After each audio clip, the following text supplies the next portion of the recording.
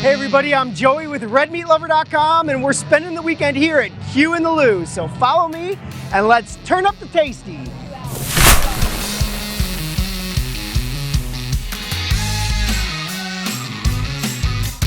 So I know you've been doing this a long time. Can you share like maybe a tip or trick for that backyard griller, someone who's just getting started smoking or grilling? Can you share a couple tips or tricks? A couple things. You know your pit, know your hot spots, know how it cooks, know what temp it is. Just because that thermometer on the top of that barrel says 250 degrees, that grate may be 200 degrees. Okay. So get another thermometer and check your temps. And the next thing is temp related also, hit your temps. If you're cooking a Boston butt, you want 190 degrees, make sure it's 190 degrees inside. Pull it, wrap it in full, let it rest. Right. Or you can pull it before it's done.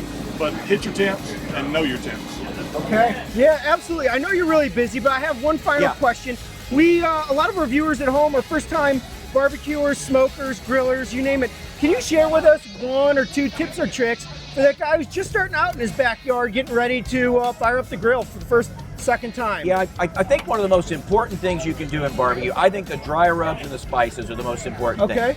I think you don't want to use too much smoke on your food, and you want to have a really good dry rub. So dry rubs to me are what make, and I think it really makes Kansas City barbecue unique, or maybe different a little bit from Texas. And the Texans, they like to just, they'll brag that they put salt and pepper on it. Salt and pepper, right. I think we've got a little more culinary ability here in Kansas City, so we're actually not challenged by those other spices. So we put the right blends on all of our different meats, and I think that's the most important thing. And don't over smoke your food.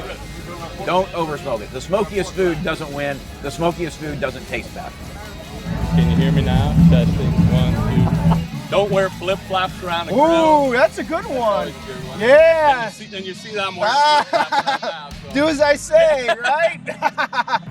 Well, that's awesome. I really appreciate you spending a few minutes here with us today. No, thank you. I appreciate you guys being here. This is what, you being able to spread the barbecue gospel helps all of us. I'd say one thing, I've been cooking on these drum smokers lately. Yeah. I got one here actually. Gateway Drum makes them locally. I love those. And they're so easy. You just put charcoal in. It's really easy to control the temperature, which to me is one of the hardest parts about barbecuing is controlling temperature.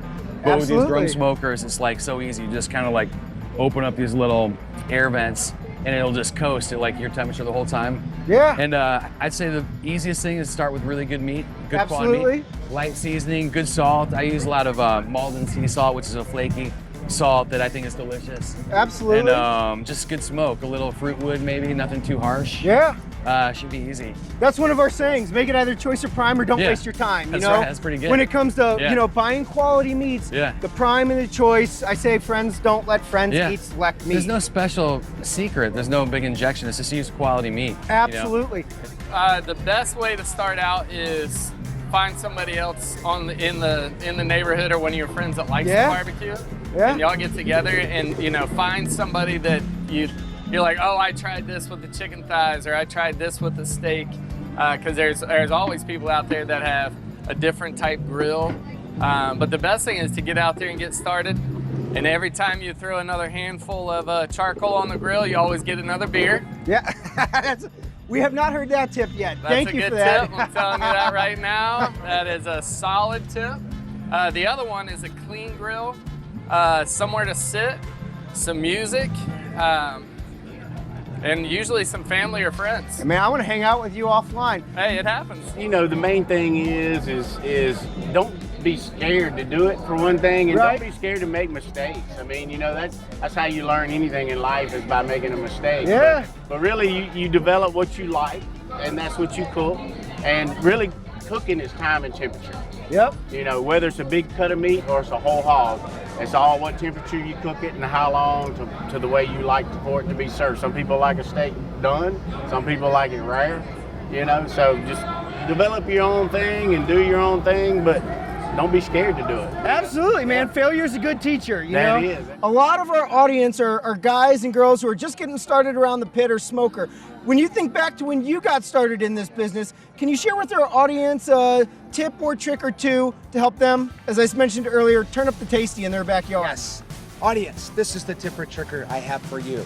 Cold beer, crack it open, get some friends of yours around the pit, and just enjoy where the time takes you. It's not about the food, it's about hanging out, it's about developing great memories, great friendships, and then enjoying a meal together. That's what it's all about. Well said. That was awesome, man. I really appreciate your time and want to wish you continued success and growth in the business. Awesome. We've had an incredible weekend here at Q in the Lou. We've sampled tremendous barbecue from across the entire country from some truly talented pitmasters. If you like our video, please give us a thumbs up, like, or even better, subscribe to our channel for future updates. And if you want to eat great barbecue, go check out some of these incredible pitmasters, either online or in person at your hometown. Now, I'm going to get back to eating some more food. I'll see you guys next time.